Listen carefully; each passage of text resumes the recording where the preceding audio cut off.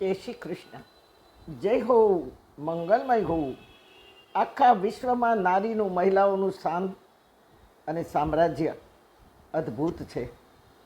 અમે કહીએ અમે વૈષ્ણવો છીએ, અમે અમને ચુસ્ત વૈષ્ણવ માનીએ છીએ. એમાં ઘણી મહિલાઓને તો મેં કહેતા સાંભળી છે કે હું વૈષ્ણવ છું, અમે પાક્કા વૈષ્ણવ છીએ. હવે પાક્કા શું ને કાચા શું એ તો ખબર નહીં. મેં ધીમે રહીને પ્રેમથી પૂછ્યું કે આ પાક્કા ને કાચા શું કહેવાય, તો એ બેન જવાબ ના આપી શકી. અમારે એટલું જ કીધું કે અમારે ત્યાં પુષ્ટિ માર્ગની સેવા છે, પુષ્ટાવેલા ઠાકોરજીએ છે. જેને તમે સેવા કહો છો તે ધર્મમાં કે અધ્યાત્મમાં એ સેવા નથી, પૂજા છે. કાંડું હલે, કાળજું ન હલે એને સેવા ન કહેવાય. સેવા હંમેશા સગુણની હોય અને પૂજા નિર્ગુણની હોય.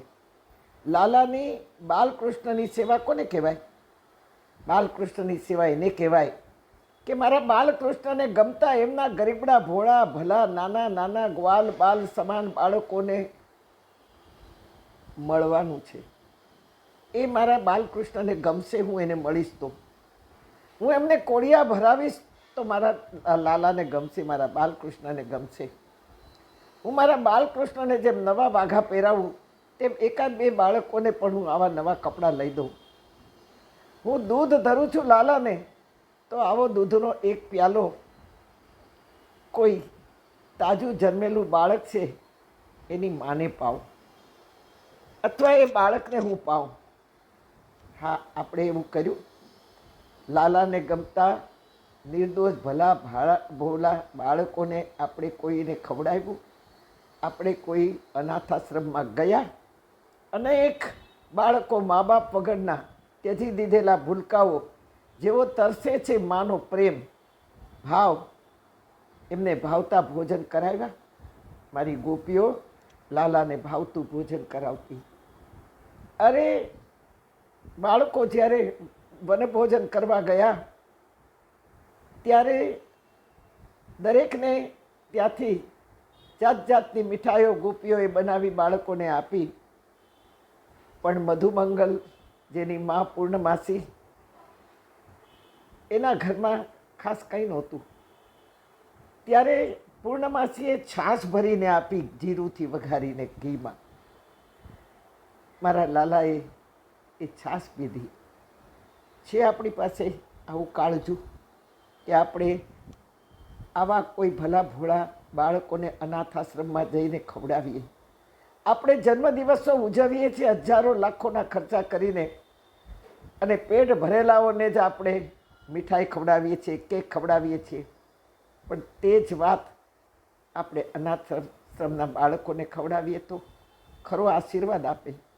હા, મેં એક યુવાનને એવો જોયો છે કે એ એની દીકરીને લઈને અનાથાશ્રમમાં જાય અને બધા બાળકોને જમાડી મીઠાઈ ખવડાવે અને આનંદ કરાવે.